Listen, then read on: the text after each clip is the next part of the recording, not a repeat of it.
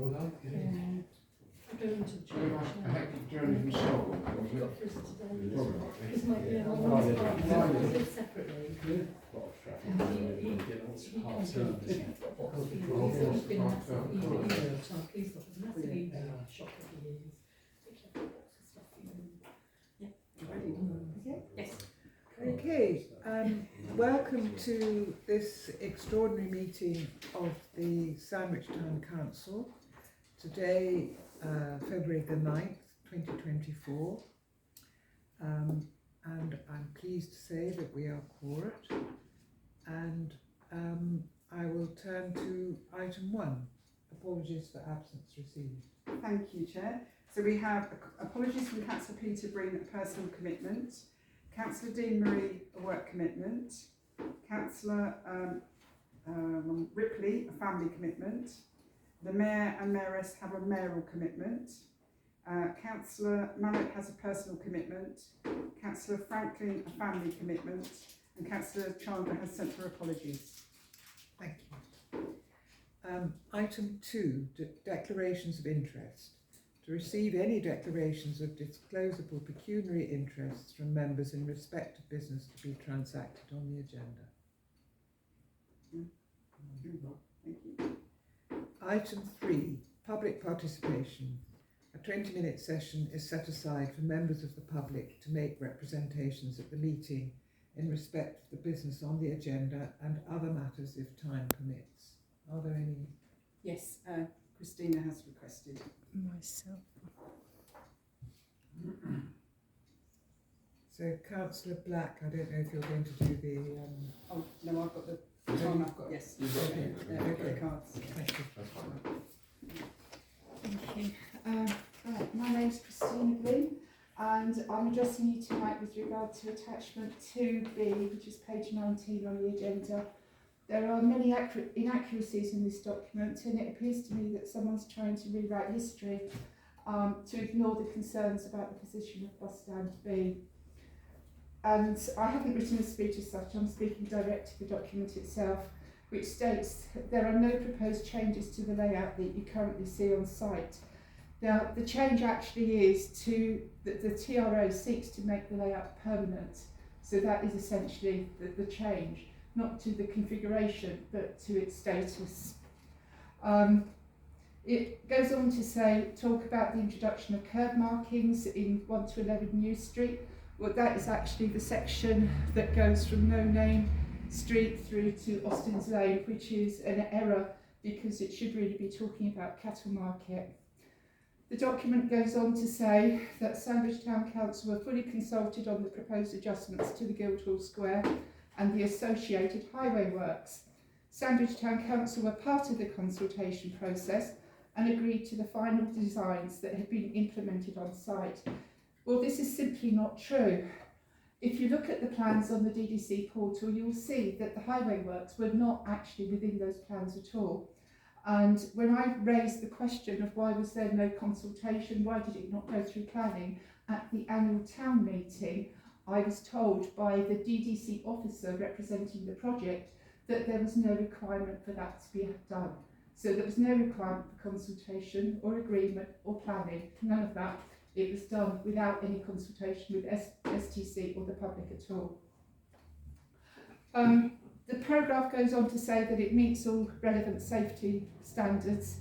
Now, that really references RSA 2, which requested that the bus stand Bs to be moved further away from the corner, and also RSA 3, which failed to assess residual key risks, which we spoke about in the last meeting.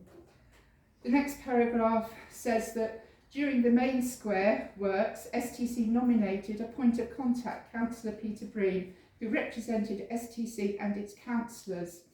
Now, Councillor Breen was elected in May 23, so he wasn't actually in office at the time of the design works.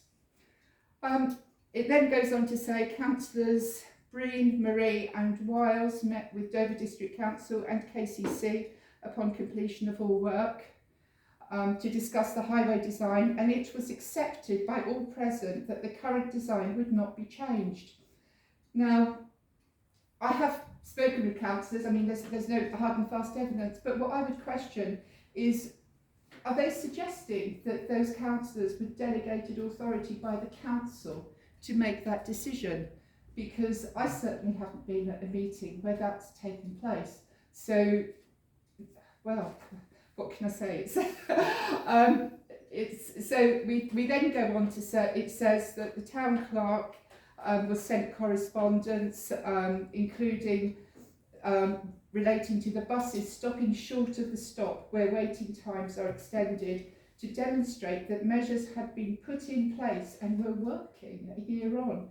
Well, that wasn't implemented at all. In fact, the Freedom of Information request that I submitted to DDC showed that Stagecoach had not even been asked to do that. They weren't asked to stop short, they are not stopping short, and my thinking is that that is probably not happening because DDC did not install a raised platform in the retarded position to enable them to do that. Because of course buses have to stop at a platform that allows passengers to alight and so forth, and that wasn't done in the retarded position. And basically, I mean, this letter does nothing at all to persuade me that STC should drop their objection, which I hope will be retained. Thank you very much.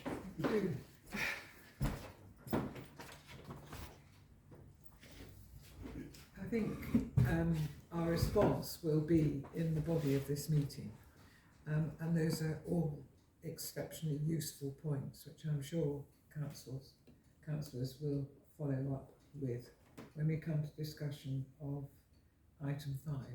Thank you. Item 4. This is the Parish Council Winter Support Scheme application, and the Town Clerk is to share the proposed Parish Council Winter Support Scheme application that is sponsored. Well, the Winter Support Scheme is sponsored by KCC and CALC, and the application must be approved at a full council meeting before submission. I would just like to say, before the Town Clerk introduces this, that I think the Town Clerk is to be congratulated on taking up an outside funding opportunity, which is a novelty, I think, for this council, and much appreciated, certainly I think by myself and I imagine by other councillors. So thank you. So if you'd like to introduce. Okay. The issue. Thank you, Chair. So this is, as the Chair has said, approved at a full council meeting before submission. Kent County Council has received emergency grant funding from central government, and this was something around COVID emergency grant and household support fund. And it's to be used to support efforts towards preventing or containing the spread of COVID-19 and or helping those that have been disproportionately affected by the pandemic. Funding has been ring-fenced for parish councils to use for a project that provides support to Kent residents in the parish that are experiencing financial hardship as a result of cost of living crisis. So I did ask Councillors Ripley and Tomlins to assist me with some of the research, because obviously I'm not familiar with the schools and other things here. So we did make contact with 4 schools in total. 2 of the schools, the Sandwich Infants and the Sandwich Junior schools, they got back to us and fed back the number of families that would be meeting the criteria. So that's where we've come up on the number of 78 hygiene packs. As you'll see in the pack I sent you, there's a list of shopping list items that would need to be purchased, and then these tote bags will be purchased as well.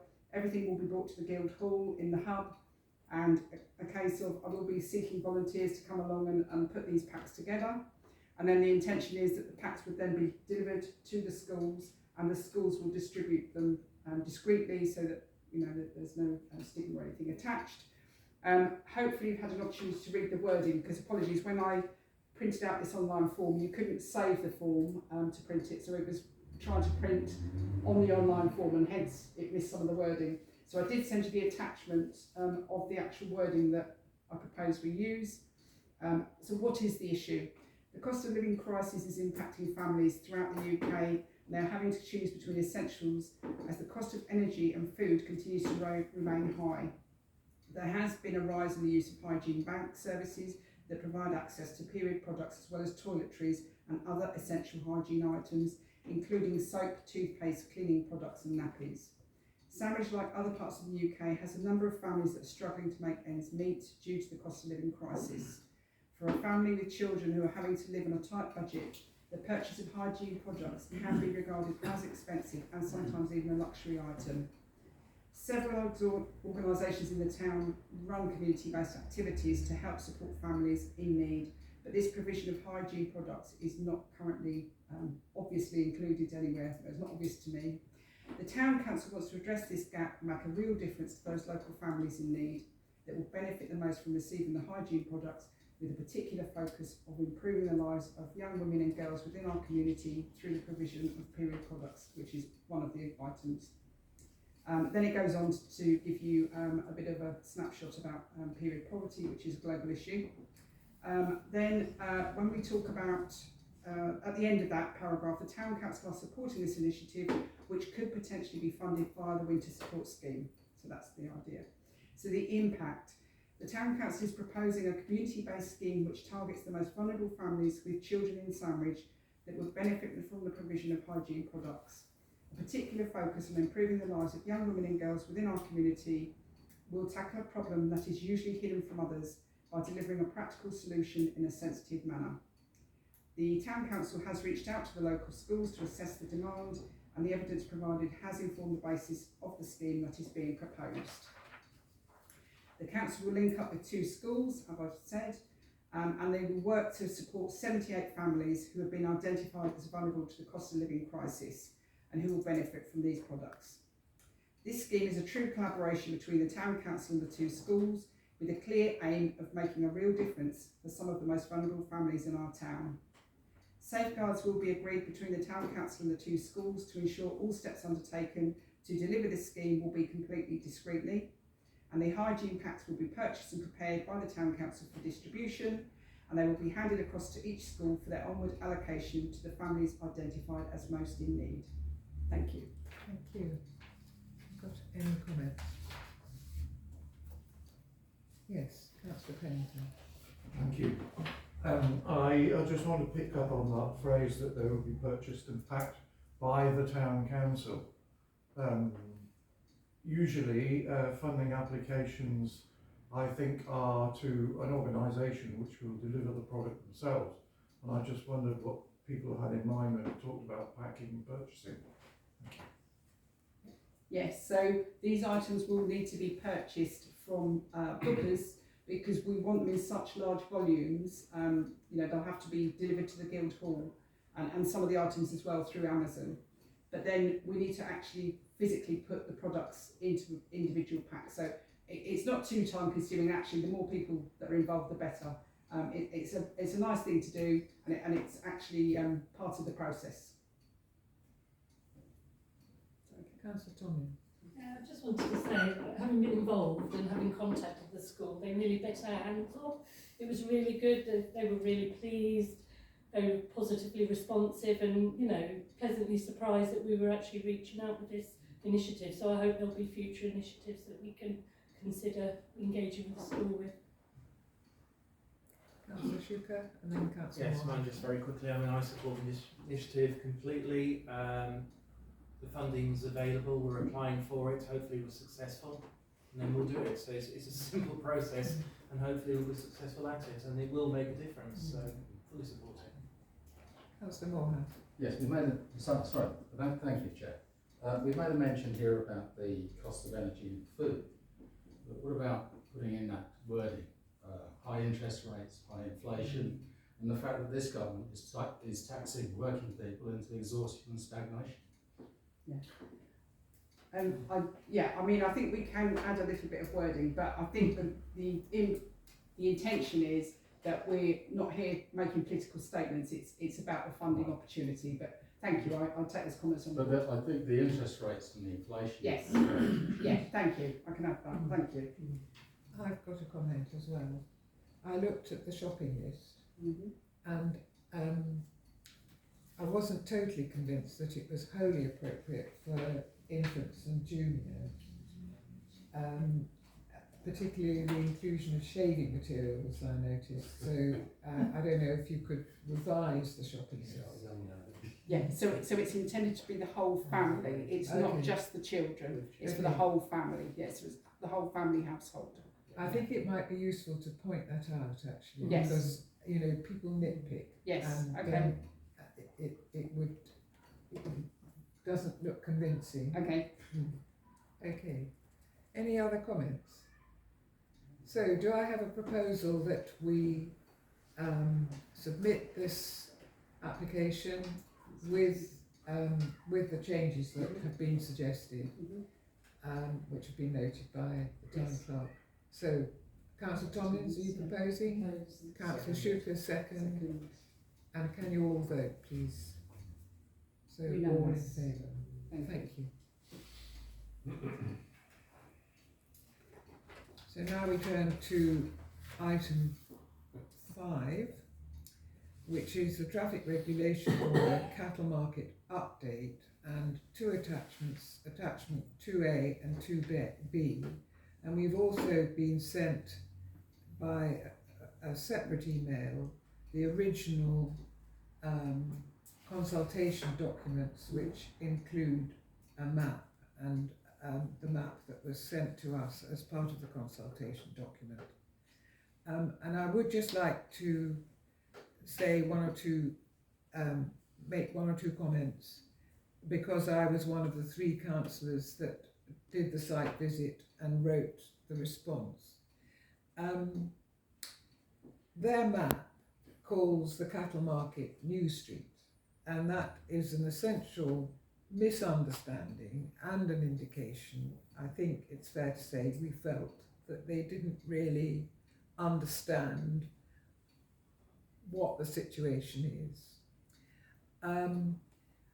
We actually commented under proposal 2, mistakenly, I think, because we didn't look at what they call 1 to 11 New Street.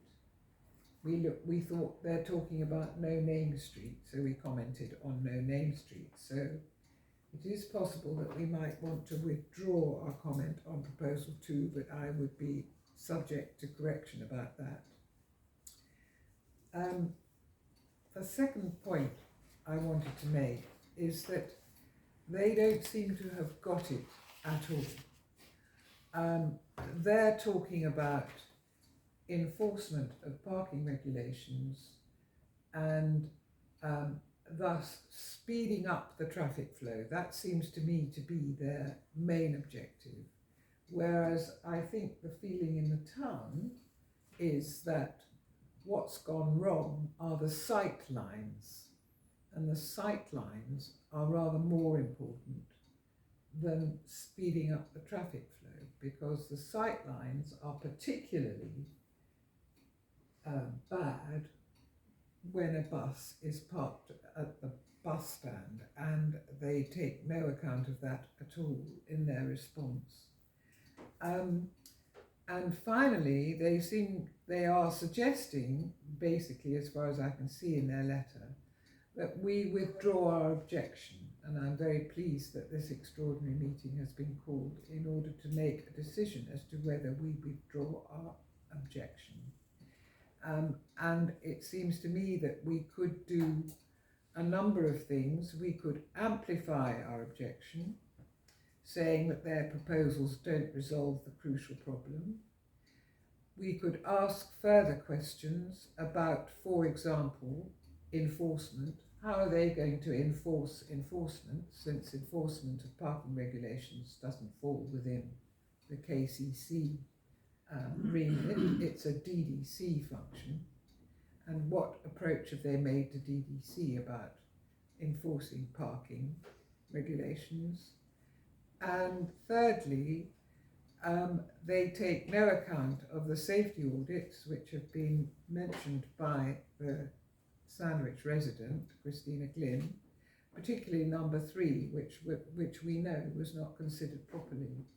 So it seems to me that we have a number of options, and that we should consider them all carefully, as well as the objections which Christina Glynn has already offered us. Councillor Black. Thank you. Yes, I was one of the group that went with Councillor Anderson, and we struggled with their, sorry, I wouldn't even call it a map, it was a fantasy, and I use that term because I have been a cartographer. I think that they've got so many things wrong in this. The fundamental problem is still the bus stop. And we know that that's the constriction, we know it's affecting the sightlines and so on. And if buses have to park there for any length of time for crew purposes, which they have to, and also to keep the timetable, you're not going to move it away. There's always going to be a problem. The issue about whether we confused numbers 1 to 11 with New Street, I think is actually not so important. With no name street. Well, with no name street, sorry, no name street, my apologies. Because they're proposing basically to take away a loading bay which is used. We actually propose a second loading bay which would be much better in no name street, because that would address the reality that if you go there any day, you'll see that there's at least one waste disposal truck parked there, but other people have to make deliveries. If they move the loading bay from numbers 1 to 11 to this side of the road, basically opposite Amigos and the Mermaid, you've got an unsafe crossing, you've got no drop curb for a long distance, and you're asking people to move trolleys of goods across a flow of traffic. So we may have got one little bit wrong, a very confusing map, nevertheless, we fundamentally got it right in our proposal, I suggest.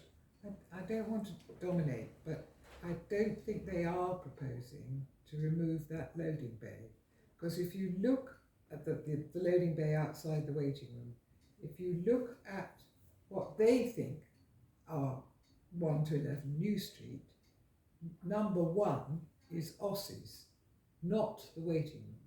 So I think they're proposing to retain that loading bay, and by curb markings introduce an element of enforcement which isn't there at the moment, although there are double yellow lines already between 1 and 11 New Street.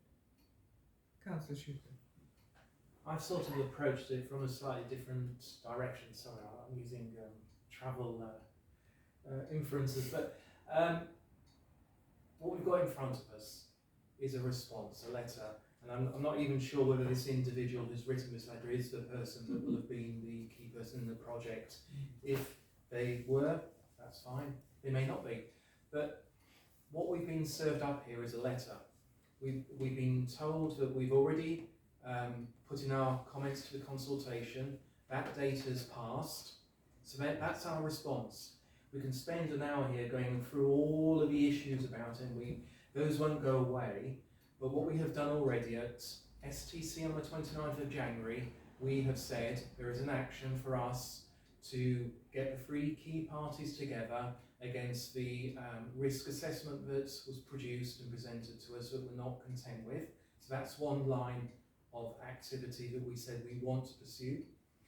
This letter says they will not accept any more comments, so they've got our response. It's just simply, are we withdrawing it or are we not? Even if there's some nuances or some tweaking, I think that's irrelevant to this discussion, because from my perspective, the consultation, I've read it, I think it's reasonable in terms of its arguments. We say it stays in there. There will be a subsequent activity which will allow us to engage with them, hopefully, around what they're going to respond on. But today they're saying they do not want anything else from us apart from a yes or no. Councillor Wiles, do you want to? Yeah, that's my understanding is there are no changes proposed in this. What's there is what's proposed. Yep. And that's their final position. So I think all along we as a council have opposed that configuration. I was particularly upset with the email dated the 2nd, which says that at the meeting with myself, Councillor Breen and Councillor Marie, it was accepted by all present that the current design would not be changed. I mean, that's certainly not my recollection of that meeting. Certainly myself and Councillor Marie, I can't speak for Councillor Breen, we said this was a dangerous configuration and that it should be changed. if there was any acceptance, it was on our part that they were not listening, that we didn't accept the design. That was quite clearly not our position, and as Christina said, we had no authority to speak on behalf of the council in any case. So this council, in my view, is that what's there is not acceptable to this council, and we should maintain our objection, because it's been there how long now, 9 months or so. No one's been knocked over or injured, but there have been many near misses, and at some point I think there will be an accident there, and you know, at that point we can say, well, we did object, So, you didn't listen. well, we have basically two councillors who have said, putting forward a proposal, I'm assuming, that we vote as to whether to maintain our objection, the objection as was written by Councillor Black, Councillor Ripley and myself, or allow it to fall. So is that the proposal? I'd like to propose that we agree as a council that we put forward and maintain the objection to that TRO. Second. Okay. Yes, Councillor Wiles. Yeah, I'd also like to mention that this is a KCC matter. Highways are KCC responsibilities. We have a KCC councillor. Absent without leave, and you know what's happening with that person. Yes, I think that's another issue, but it is. It's personal. Yes, it is definitely. I also think that KCC is assuming that this enforcement, which they think will be the consequence of curb markings in addition to double yellows, but they have no responsibility for enforcement. So I would like to know what they're saying to DDC about how they are going to enforce this. But we have a proposal from Councillor Suker. Has anybody seconding that? Councillor Morehouse. And the proposal is that we maintain our objection as outlined in the initial response. All those in favour, please vote. Thank you. So is that the end of the meeting? Next meeting. So the date of the next, item 7 is the date of the next full council meeting, which is the 26th of February 2024. Thank you very much, and I'm going to bang this.